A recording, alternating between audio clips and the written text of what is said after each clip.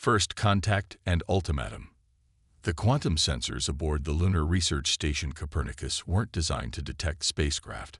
Dr. Elena Martinez had reproposed them to study quantum fluctuations in spacetime, searching for evidence of parallel universes. So when the sensors began registering massive distortions at the edge of the solar system, she initially assumed it was an equipment malfunction. "Computer, run diagnostic sequence alpha," Elena commanded, her dark eyes fixed on the holographic display floating before her. The response came immediately, all systems functioning normally. That's when the first ships emerged from hyperspace.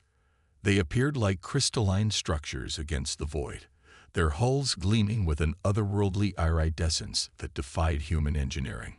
12 vessels in total, each larger than anything humanity had ever constructed in space.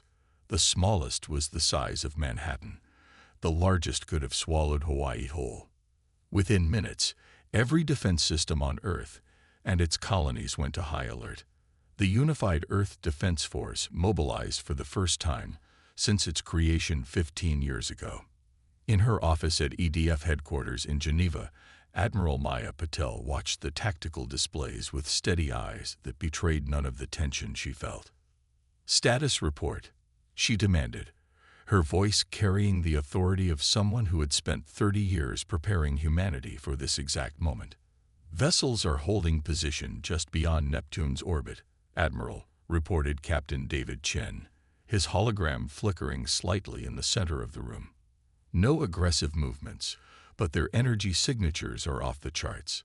Nothing in our database matches their configuration. And the quantum readings from Copernicus Station.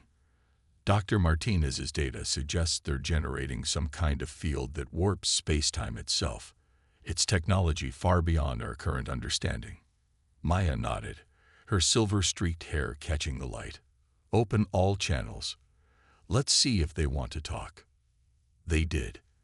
The message came simultaneously to every communications device on Earth, bypassing all encryption and security measures as if they didn't exist. The aliens called themselves the Zaxians, and they had come to offer humanity a choice. "Your species has reached a crucial developmental stage," the message stated in perfect English. "The Zaxian Empire extends across 12,000 light-years. We bring order, stability, and advancement to all civilizations within our sphere. Submit to imperial guidance, and your species will be elevated. Resist, and we will be forced to demonstrate the consequences of defiance." The United Earth Council convened an emergency session. Representatives from every nation gathered in the great glass dome of the Geneva complex, their faces illuminated by the soft blue glow of holographic displays showing the alien vessels. "They're offering us advancement," argued Representative Singh from the Indian coalition. "Perhaps we should consider." "They're offering us subjugation wrapped in pretty words," interrupted Dr. Martinez, who had been rushed from Copernicus Station to present her findings. "Those quantum distortions their ships generate, they're not just for faster-than-light travel. They're weapons capable of tearing apart the fabric of space-time itself." Admiral Patel stepped forward, her uniform pristine, her bearing resolute. "Dr. Martinez is correct. The Zaxians aren't here to help us advance. They're here to prevent us from advancing on our own. Our quantum research, our developments in consciousness transfer, our experiments with dark energy, these make us a potential threat to their dominion." The chamber fell silent as the implications sank in. Humanity had spent the last century clawing its way to the stars, overcoming every obstacle through sheer determination and ingenuity. Now they faced a choice: submit to alien oversight or risk annihilation. "There's something else you should know," Elena added, pulling up her latest sensor data. "Those ships, they're powerful, yes, but they're also predictable. Their quantum signatures follow strict patterns. It's as if they've optimized their technology to the point where they've lost the ability to innovate. They're not used to dealing with species that think differently than they do." Maya's eyes lit up with understanding. "And we humans have always excelled at thinking differently." The council deliberated for hours, but in the end, The vote was unanimous. Admiral Patel herself delivered humanity's response to the waiting Zaxian fleet. "We appreciate your offer," she transmitted, her voice steady and clear. "But humanity's path is our own to choose. We reject your demand for submission. Earth and all its territories will remain free and independent." The Zaxian response was immediate. "Your decision is unfortunate, but not unexpected. You have 30 Earth days to reconsider before we begin your species reassignment. Be advised that resistance will only increase the level of force we are authorized to employ." As the transmission ended, Maya turned to Elena. 30 days. Can you and your team do it?" Elena's eyes sparkled with determination. "The quantum defense grid. We've already started. The Zaxians think they know everything about manipulating space-time, Admiral. They're about to learn that human creativity can be the most powerful force in the universe." In her lab beneath the lunar surface, Elena looked at the prototype quantum resonator, its crystalline structure pulsing with possibilities. The Zaxians had given humanity 30 days to surrender. They would soon discover that they had instead given humanity exactly the time it needed to change the rules of warfare forever. The hidden advantage.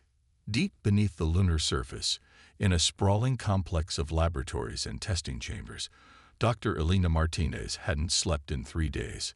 Her quantum resonator prototype hummed softly, casting a pale blue glow across banks of holographic displays. 22 days remained until the Zaxian deadline, and every second counted. "Run simulation sequence 17, she commanded, her voice hoarse from exhaustion. The air shimmered as the test chamber activated, creating a perfect miniature replica of a Zaxian warship's quantum field. Behind her, Admiral Maya Patel watched intently. She had personally overseen the conversion of the entire lunar facility into humanity's most advanced research center. Teams of scientists from every nation worked around the clock, pooling their knowledge in ways that would have seemed impossible just months ago. "Show me," Maya requested simply.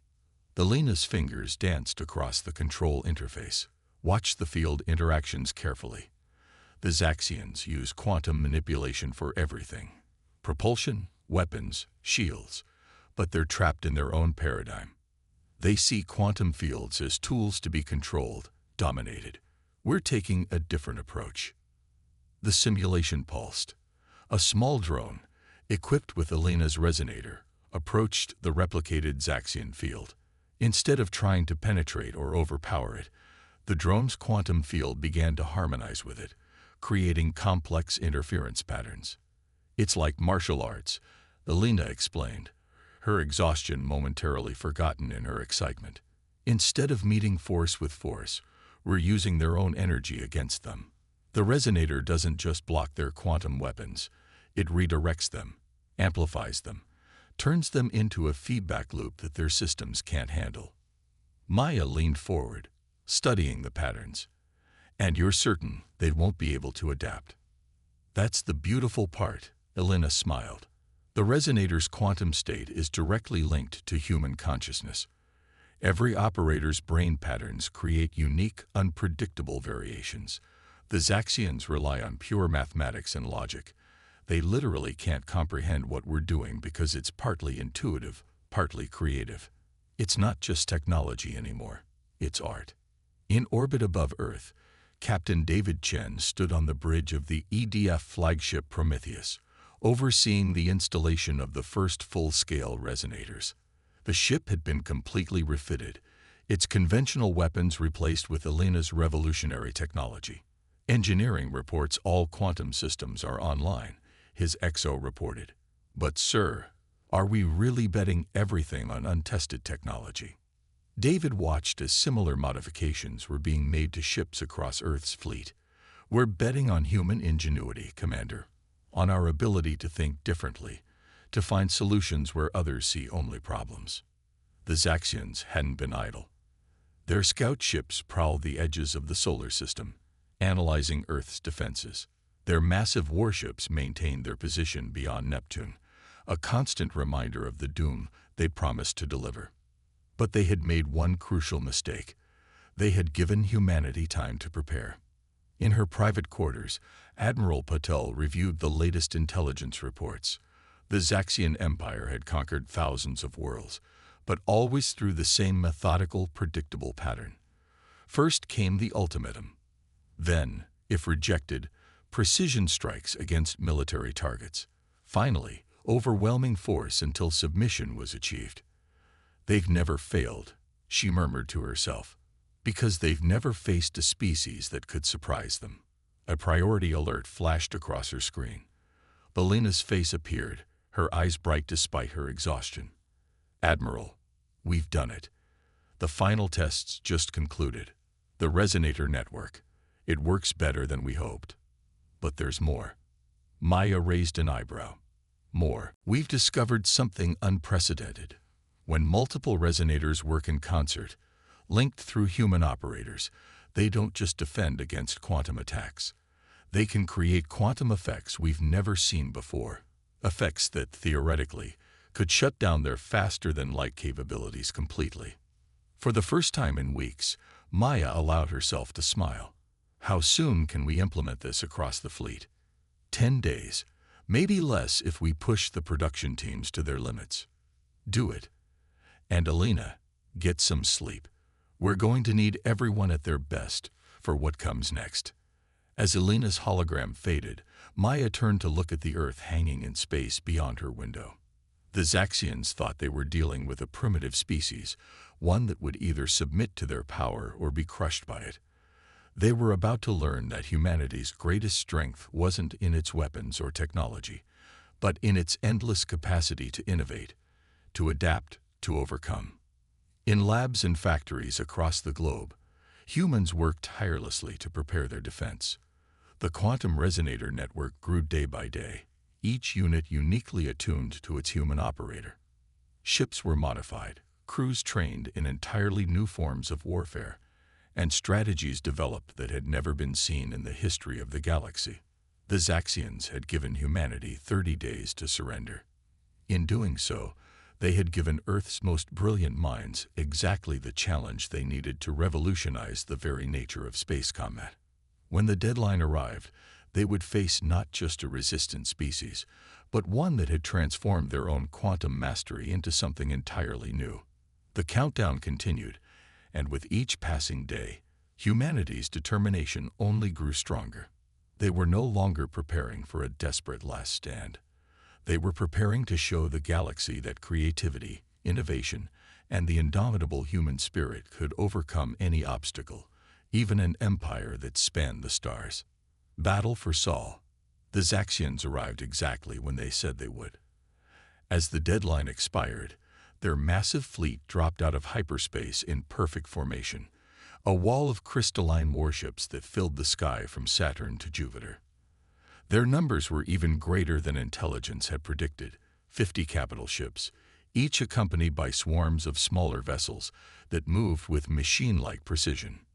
In her command center on Luna Base, Admiral Maya Patel watched the tactical display with steady eyes. "All ships, maintain position. Remember your training. Trust in each other, and trust in what we've built." Aboard the Prometheus, Captain David Chen felt the subtle vibration of the quantum resonator through the deck plates. His crew was nervous. How could they not be? But their hands were steady on their stations. They had drilled for this moment countless times over the past month. "Incoming transmission," his communications officer reported. "The Zaxians are broadcasting on all frequencies." The alien voice was cold, precise. "Your time has expired. Submit now, and we will still honor our original terms. Resist, and we will demonstrate why no civilization has ever successfully defied the Empire." Maya's response was brief. "We choose to remain free." The Zaxian attack began immediately. Their ships accelerated with impossible speed, quantum weapons lancing out across space in patterns designed to overwhelm any conventional defense. They had used these same tactics to conquer 1,000 worlds. But Earth was ready. Resonator network active. Elena's voice came through clear on all command channels.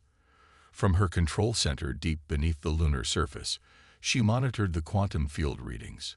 Remember, don't try to block their attacks. Flow with them. Redirect them. Let your instincts guide you. The first Zaxian blast struck the quantum field surrounding the Prometheus.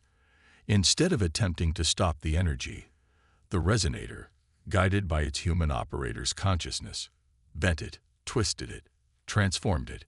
The beam curved gracefully around the ship and shot back into space, its power amplified tenfold. Across the fleet, similar scenes played out.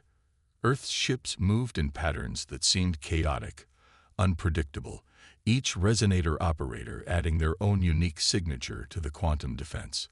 The Zaxians' precise formations began to falter as their weapons not only failed to damage Earth's ships, but were turned back against them. "They're adjusting their attack pattern," David reported, watching as the alien fleet split into smaller groups. "Trying to find weaknesses in our coverage." Maya nodded, just as we expected. "Elena, are you seeing this?" Yes, Elena's excitement was palpable. Their quantum fields are becoming more erratic as they try to compensate. They're actually making it easier for us to manipulate them. Initiating Phase 2. Throughout the Earth fleet, resonator operators began to synchronize their fields. It wasn't the rigid mathematical synchronization the Zaxians used, but something more organic, more creative. Like jazz musicians improvising together, each operator added their own flourishes to the greater whole. The effect was immediate and dramatic. Ripples of distorted space-time spread out from Earth's ships, catching the Zaxian vessels in a web of quantum interference. Their once perfect formation dissolved into chaos as their own energy was turned against them. "Multiple Zaxian ships reporting drive failures," David announced. "Their quantum fields are collapsing. They can't maintain stability." But the Zaxians weren't finished. With mechanical precision, they switched tactics, bringing their largest dreadnoughts forward. These behemoths began channeling power into massive quantum cannons, weapons capable of tearing apart the fabric of space itself. "All ships, brace for impact," Maya ordered. "Elena, are we ready for this?" "More than ready, Admiral. Watch this." As the Zaxian dreadnoughts fired, something extraordinary happened. The combined resonator network didn't just redirect the energy. It absorbed it, channeled it, transformed it. The quantum disruption intended to destroy Earth's fleet instead became fuel for humanity's defense. The Zaxians fired again.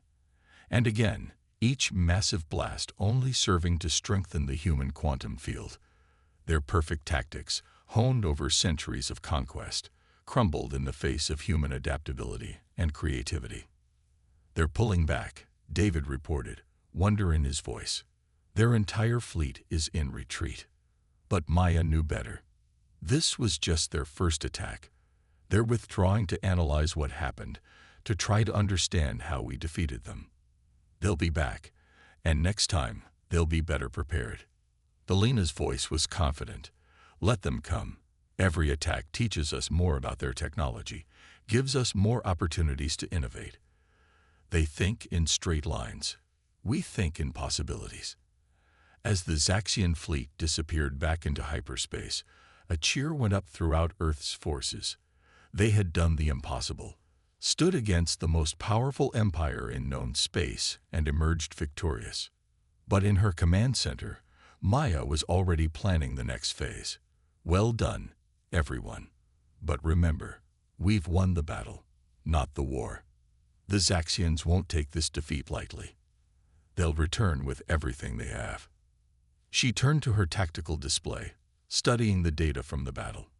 "Elena, how quickly can we implement the improvements you observed during the fight?"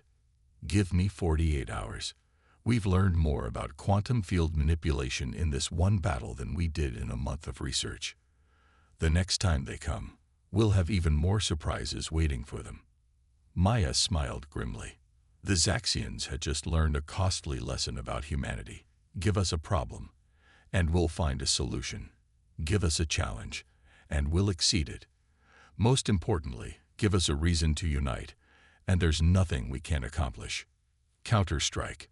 2 weeks after humanity's successful defense of Earth, Admiral Maya Patel stood before the United Earth Council with a bold proposal.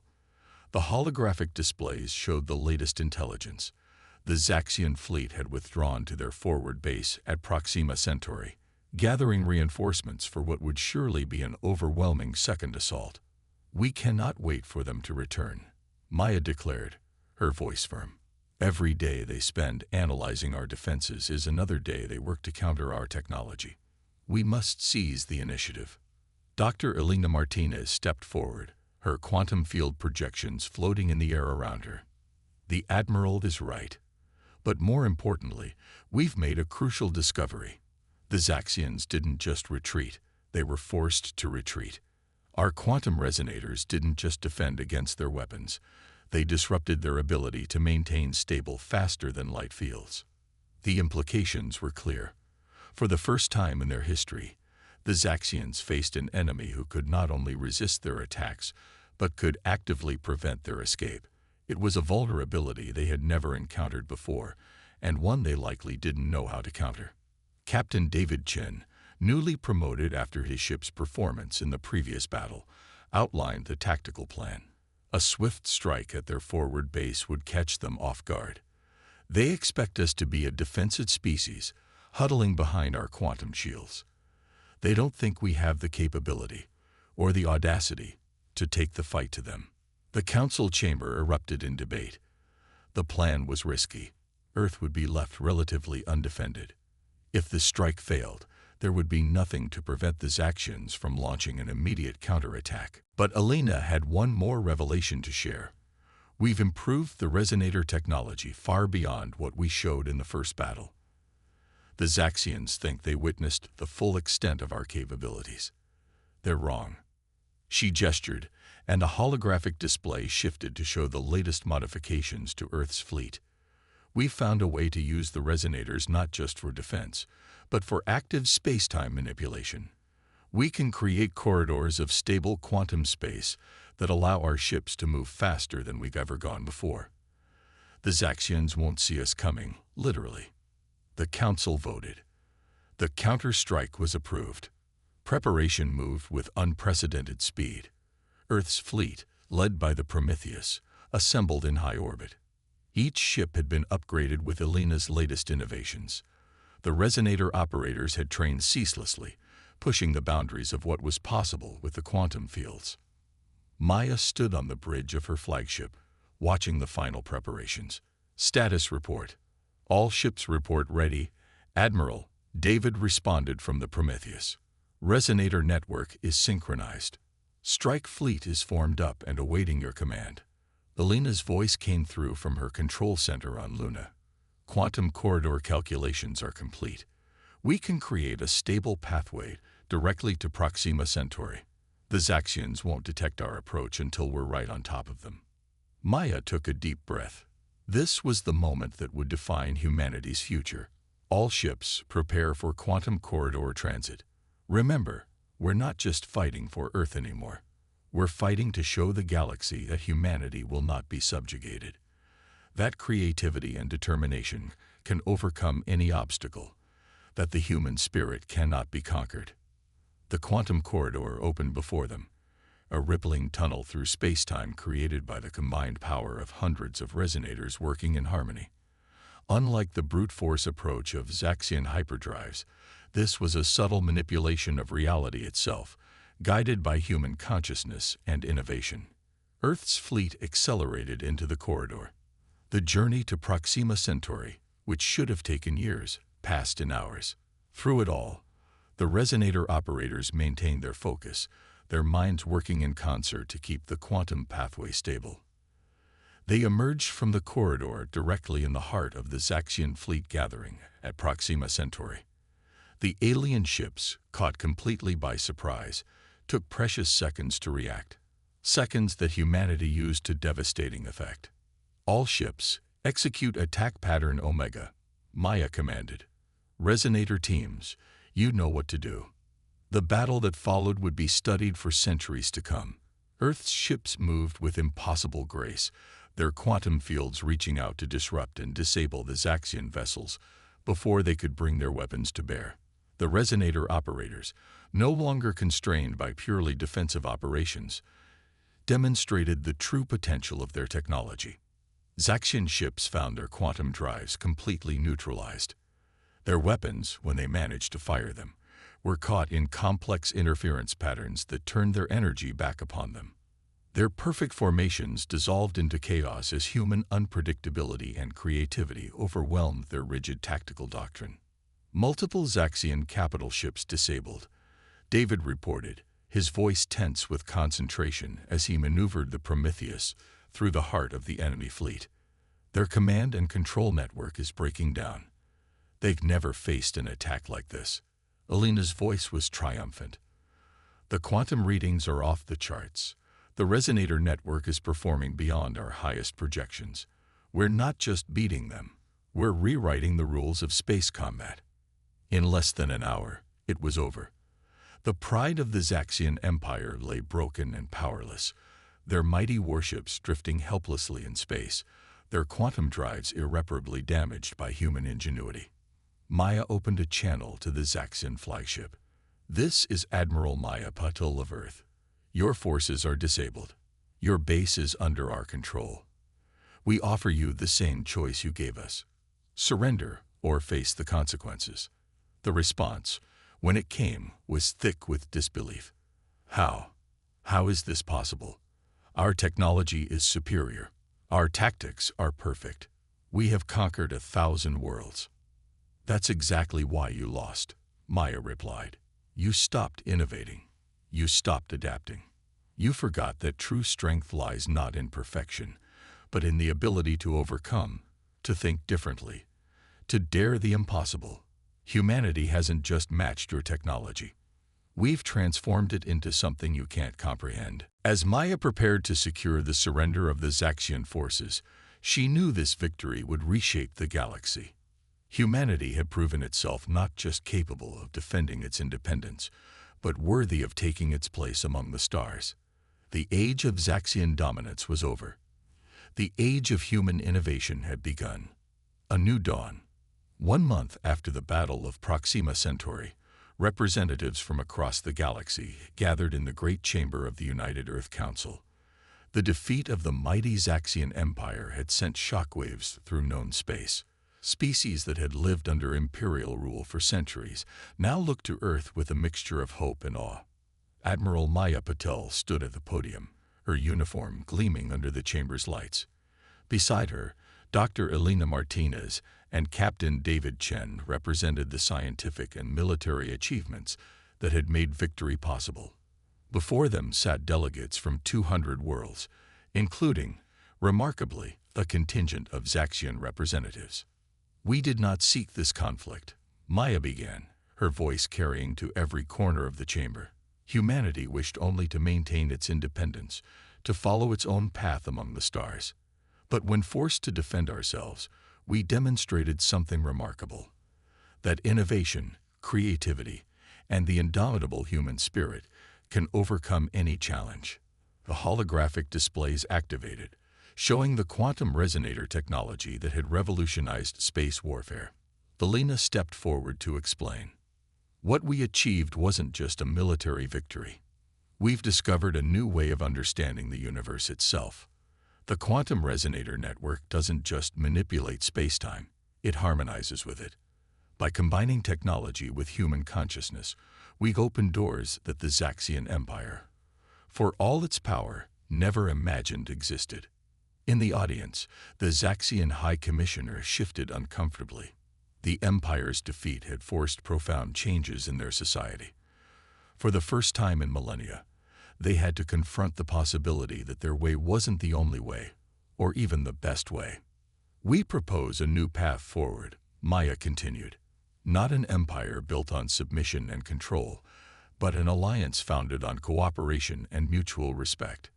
Earth will share its quantum resonator technology with any civilization that pledges to use it peacefully. In return, we ask only that you share your own knowledge and innovations." David activated another holographic display, showing the proposed structure of the new galactic cooperative. "We've learned that true strength doesn't come from domination, but from diversity. Each species brings its own unique perspective, its own way of thinking, its own contributions to our shared future. The chamber erupted in discussion as delegates considered the implications. The Zaxian High Commissioner rose, drawing all eyes. For 10,000 years, the Empire believed that order could only be maintained through strict control and uniformity. We enforced this belief across 12,000 light-years of space. The Commissioner paused, mandibles clicking thoughtfully. Humanity has proven us wrong. In less than 2 months, they accomplished what no other species has done. They showed us a better way. Elena smiled, remembering those frantic days in the lunar laboratory. We succeeded because we dared to think differently. The resonators work because they embrace chaos rather than trying to control it. They amplify creativity instead of suppressing it. In short, they're a perfect expression of what makes humanity unique. And now, Maya added, we offer this same opportunity to every species. Imagine what we can achieve together, combining the wisdom of ancient civilizations with the innovative spirit that Earth brings to the stars. The vote that followed was unprecedented in galactic history. Every delegation, including the Zaxians, voted to dissolve the Empire and establish the cooperative. As the chamber celebrated, Maya turned to her companions. 1 month ago, we fought for Earth's survival, she mused. Now we're helping to rebuild galactic civilization. Elena laughed. And we're just getting started. The quantum breakthroughs we've made are just the beginning. There's so much more to discover, so many possibilities to explore. That's what the Zaxians never understood, David added. They saw space as something to be conquered. We see it as something to be explored, understood, and respected. Above them, through the chamber's transparent dome, the stars shone with new promise. Humanity had not only secured its place among them, but had changed the very nature of galactic society. The age of empires was over. The age of cooperation, innovation, and shared discovery had begun. In her laboratory on Luna, Elena was already working with scientists from a dozen worlds, sharing insights and developing new applications for the quantum technology. The Zaxian scientists, freed from the constraints of imperial doctrine, proved to be particularly eager collaborators, their mathematical precision complementing human creativity in unexpected ways. Maya found herself spending more time in diplomatic meetings than command centers, helping to shape the policies that would guide the new cooperative. But she kept Earth's fleet ready, knowing that true peace came from strength and preparedness, not complacency. As the first year of the new era drew to a close, humanity had already begun to venture beyond its solar system, establishing colonies and research stations across nearby star systems. But unlike the Zaxian Empire's expansion, these missions focused on exploration and discovery rather than conquest and control. The quantum resonators, once weapons of war, now powered a new generation of ships dedicated to peaceful exploration. Their human operators worked in harmony with alien crews, each bringing their own unique perspectives to the challenges of deep space. We chose to remain free, Maya often said in her addresses to new cooperative members. But in winning our freedom, we discovered something greater. The power of unity through diversity, of strength through cooperation, of progress through shared innovation. And somewhere in the vast expanse of space, other young civilizations were emerging, looking up at the stars and dreaming of their own future among them. When they finally reached for the heavens, they would find not an empire waiting to subjugate them, but a cooperative ready to welcome them as equals. Humanity had changed the galaxy not through force of arms, but through the power of ideas. And in doing so, they had proven that the greatest strength of any species lies not in its technology or its weapons, but in its ability to imagine and create a better future.